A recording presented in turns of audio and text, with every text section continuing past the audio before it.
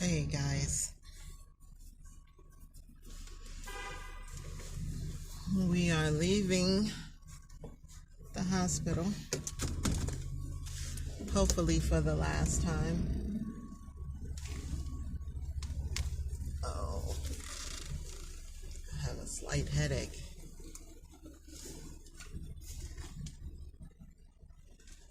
So, we just had the last set of shots done.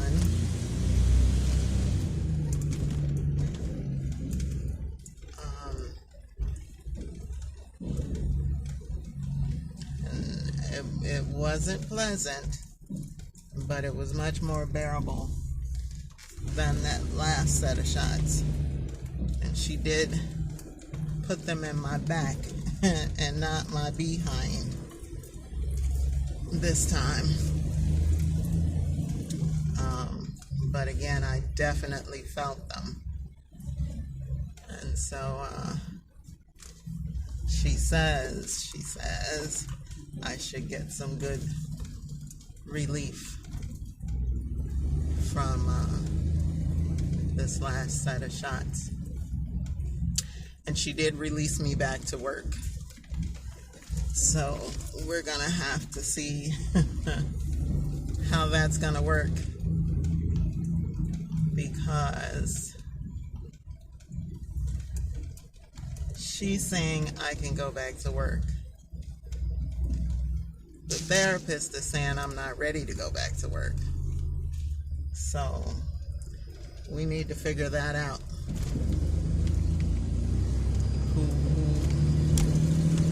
Who again has the last say on that?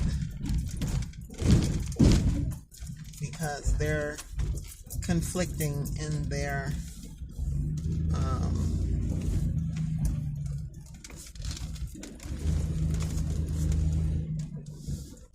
conclusion. So I don't know what to do at this point. I guess I need to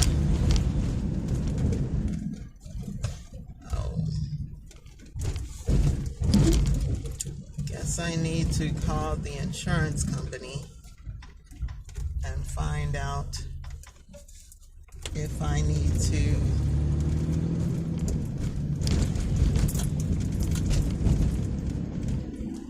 get cleared by that house is beautiful. I wish you guys could see it. And this one too.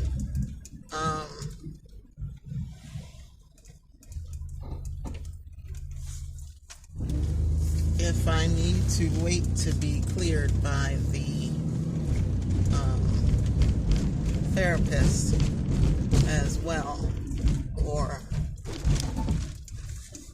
if the return to work by Dr. Nadu is enough and I don't need the clearance or return release from the therapist. So, yeah, that's where we're at.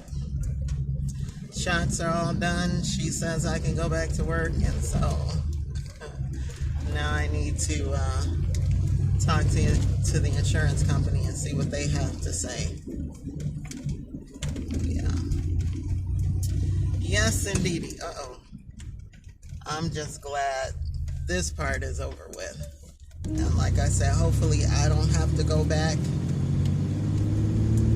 Hopefully I don't have to go back ever. But hopefully I don't have to go back for at least 6 more months to a year.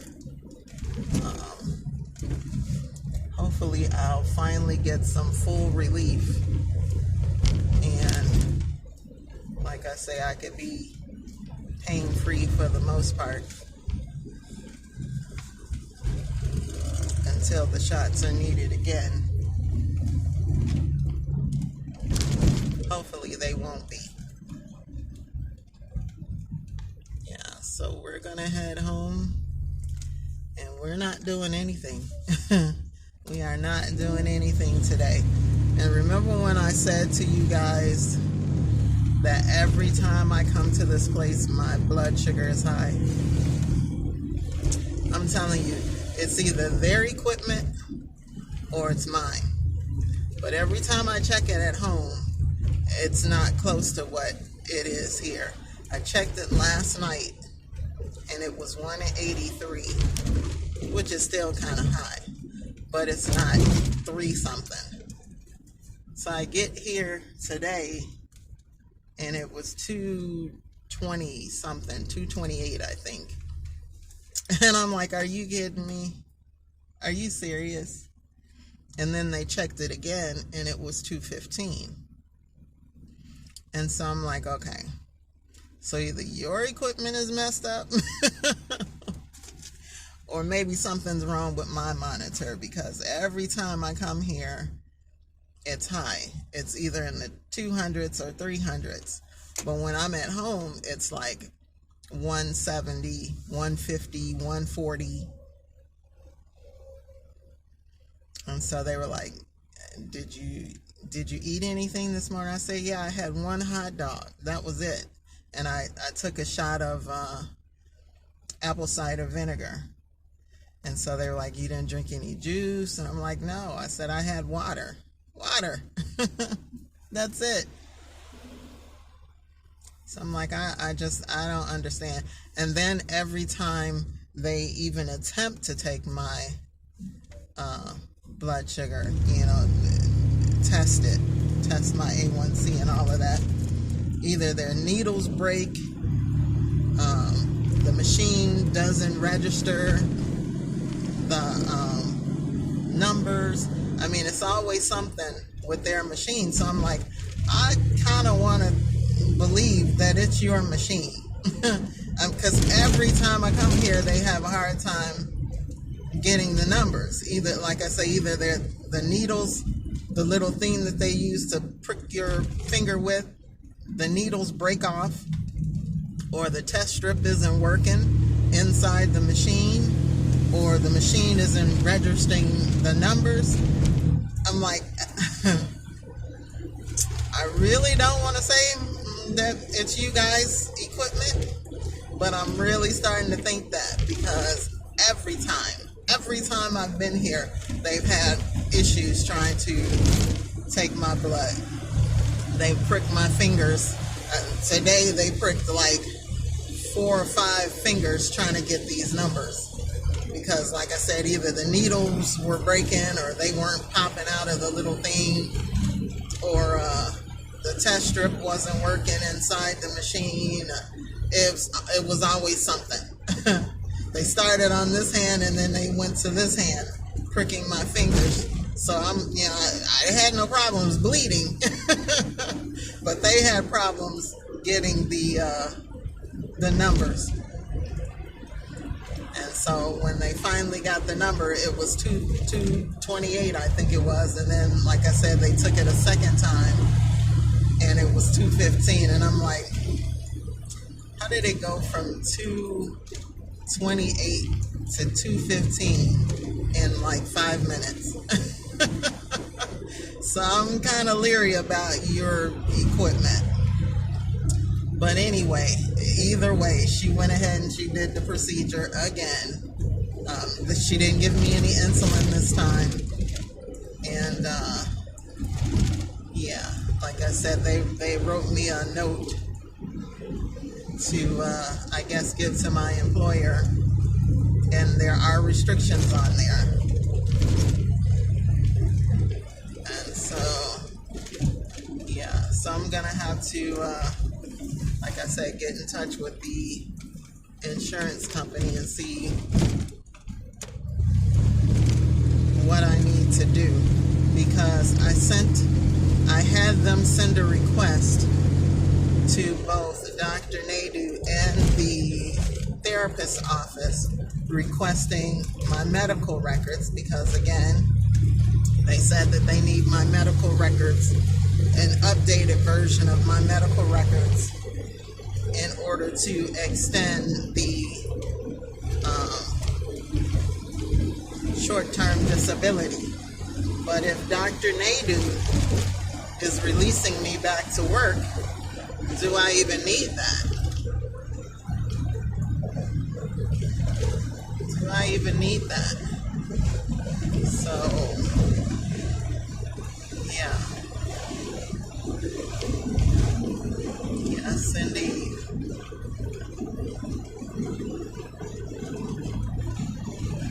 I don't know, guys. I don't know what to do with that or do about that. Hopefully,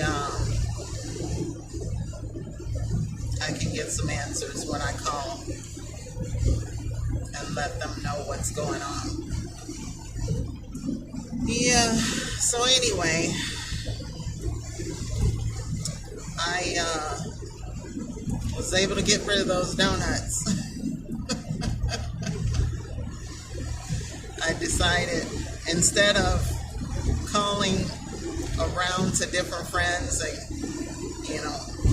talking to different individuals and making different individual stops, I had the brilliant thought to just take those sweets to my job, because it's not unusual for me in the past to have taken sweets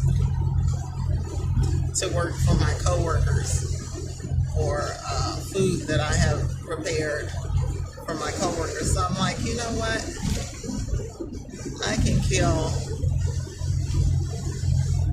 all of these birds with one stone instead of, dealing with individual people. I could drop the whole lot off at my job and let the folks on the third shift enjoy them. So that's what I did. I got in contact with one of my coworkers and asked him to meet me at the lunchtime, at our lunchtime, meet me in the front of the building. And so I gave him the bags of donuts, and the only thing that I kept was the Danishes. So I can have those, for breakfast for the next week or so. And I kept that one box of donuts that I opened, but everything else I dropped off with them.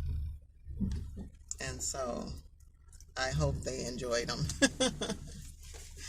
They had the opportunity to enjoy them, and I hope they did. So that's done. There's something else that I wanted to tell you guys.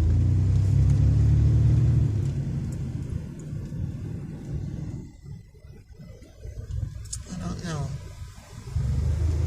I feel like there was a third thing that I wanted to share with you guys, and right now it's not coming to me. It's not coming to me at all. Yeah. I think tomorrow I'm going to go fishing. I've been wanting to fish all summer. And if I'm going back to work next week, then I need to do that before I go back to work. So I think I'm going to get up in the morning and go fishing. I think I'm going to throw my poles and my tackle in the truck when I get home, so that in the morning I can head on over to the forest preserve and catch some fish, some big fish.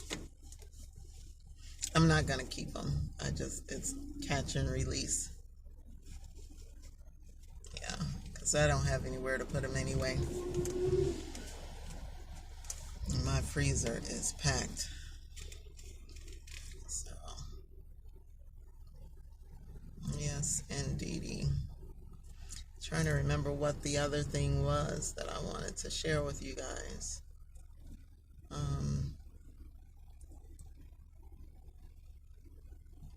It'll come to me. It'll probably be later in the day, but it'll come to me.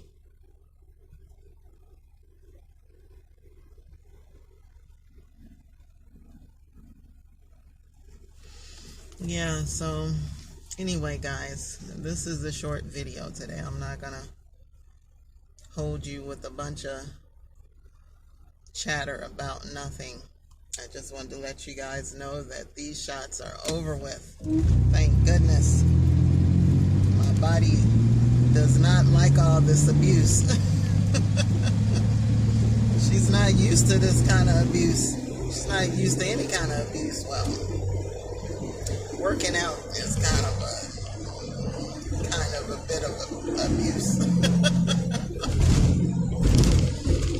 Yeah, but it's good for you, so I can't complain. I can, but it's not gonna do me any good anyway, so why do it? Yeah, so that's it, guys. Today I am going home to rest. We've been getting rain for the last 2 days, and today looks like we might get some more, even though it wasn't forecasted. The sky is still kind of gloomy.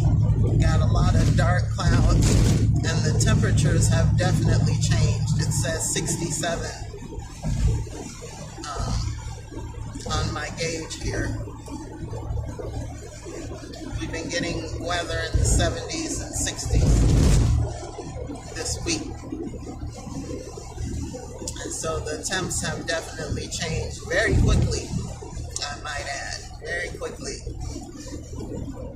But it feels good. It feels good.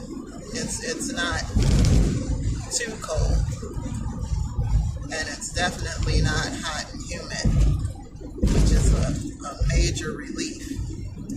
And I hope that you guys, especially you guys that have been getting temps in the 100-degree range or higher, or upper 90s with humidity, yeah, I hope you guys are getting a little bit of relief too where you're at. And like I said, I hope that you guys that are dealing with these high temps are finding ways to stay cool, finding places to shelter and to get some rest for your bodies and your vehicles. You know, this heat is not good for your vehicles either. So those of you who are full-time, living in your vehicles, traveling and all of that, make some time to take a break from time to time, so you can allow your body to rest and cool down, as well as your vehicle now. Your vehicle, unfortunately, cannot get out of the heat, but driving in these type of temperatures, these high temperatures, high humidity, is not good for your vehicle. So you need to allow it time to rest, time to cool off, by simply not driving it for a little while. Yeah, it's important. If you want to keep your vehicles on the road and running smooth and running longer, then you need to allow them a break from time to time from these temps. Yeah. Yes, indeedy. So anyway, guys, like I said, I'm not going to hold you. This is going to be a short video today compared to most of my other videos. But I will see you guys again soon. You be well, stay safe, be blessed, and I will catch you guys in the next video. Take care, guys. See you soon. Bye-bye.